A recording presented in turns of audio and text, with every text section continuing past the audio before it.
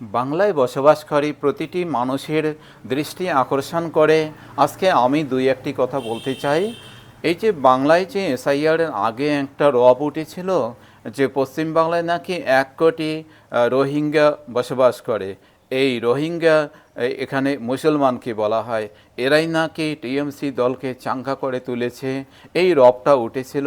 এখানে যে একটা এসআইআর চালু হয়ে গেল, সেই এসআইআর থেকে সাবমিট ভেরিফিকেশন বিভিন্ন ধরনের কাজগুলো করার পরে খসড়া তালিকায় যে নামটা উঠে গেল, এরপরে কিছু বাদ পড়ে গেল, যেটা বাংলার ভোটার তালিকা থেকে বাদ পড়লো। তার সংখ্যা 58 লক্ষ কিছু হবে। এই 58 লক্ষের মধ্যে 22,28,000 হয়তো মৃত ভোটার, আর বাকিটা হচ্ছে নিখোঁজ ভুয়ো ভোটার, স্থানান্তরিত ভোটার, এই রকম। কিন্তু এখানে আমরা আলাদা একটা কোনো লিস্ট পেলাম না যে এইটা হচ্ছে একটা রোহিঙ্গা ভোটার, এরাই হচ্ছে মুসলমান। এই এত লক্ষ এত কোটি পাওয়া গেল, কই কোনো কোটিও নাই, কোনো লক্ষও নাই। রোহিঙ্গা ভোটার কোথায় গেল? যাদেরকে নিয়ে বাংলায় তোলপাড় যে রোহিঙ্গা তাড়াতে হবে, রোহিঙ্গা তাড়াতে হবে, কিন্তু রোহিঙ্গা কোথায় গেল? রোহিঙ্গার হিসাবটা পাওয়া গেল না। এই যে বাংলায় যে রোহিঙ্গা তাড়াতে গিয়ে হিন্দু ভাইদের একটা বিশাল সর্বনাশ হয়ে গেল, মতুয়া ভাইদের সর্বনাশ হয়ে গেল, আরও কতগুলি যেমন তিওয়ারি, দাস, বর্মন, রায়, বিভিন্ন টাইটেলের মানুষগুলির নাম টোটালটাই ডিলিট হয়ে গেল। তারা কিন্তু এই ভোটার তালিকা থেকে বিলুপ্ত হয়ে গেল। এখন শতকরা 80টা হিন্দু ভাইয়ের ক্ষতি হয়ে গেল, যাদেরকে এখানে সুরক্ষিত করার কথা ছিল, যে মতুয়া ভাইদের এবং রোহিঙ্গাদের তাড়ানোর কথা।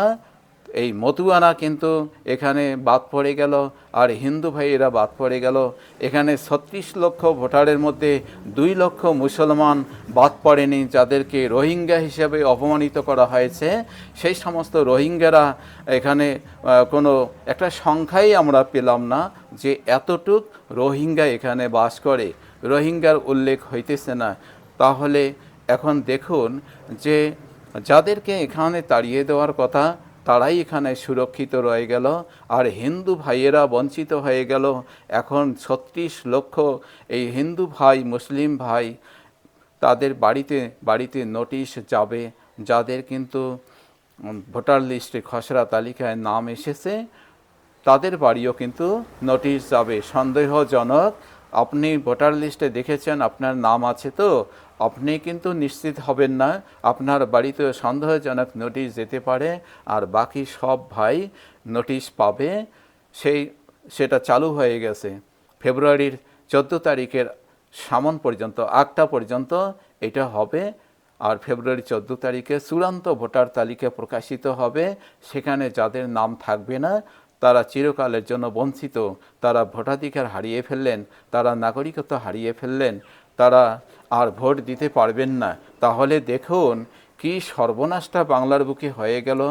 যারা রোহিঙ্গা তাড়াবে, যারা হিন্দু ভাইদের সুরক্ষিত করবে, তাদের তোলপাড় নেই, তাদের কোনো এখন খোঁজখবর শোনা যাচ্ছে না, তাদের কোনো মানে খোঁজখবরই পাওয়া যাচ্ছে না, তারা যে কোথায় চলে গেল। এখন হিন্দু ভাইদের কি হবে? এদের ভোটার তালিকায় তোলার জন্য এই যে নাম বাদ পড়ে গেল, সেটা এখন কিভাবে সেটা সংশোধন করতে হবে, কিভাবে সুরক্ষিত করতে হবে, এটাতে কেউ পরামর্শ দেওয়াইয়া নাই। সবাই শুধু নাম কাটার তালিকায় সবাই চ্যালেঞ্জ করতেছে। বিশেষ করে এই এসআইআর করে যাদের সুরক্ষিত করার কথা, তারাই কিন্তু বঞ্চিত হয়ে গেল। ধন্যবাদ। ভিডিওটি পছন্দ হলে অবশ্যই লাইক, কমেন্ট, শেয়ার করে দিবেন। আর তোমরা কাগজপত্র রেডি রাখবেন, আমরা তোমাদের পাশে আছি। ধন্যবাদ।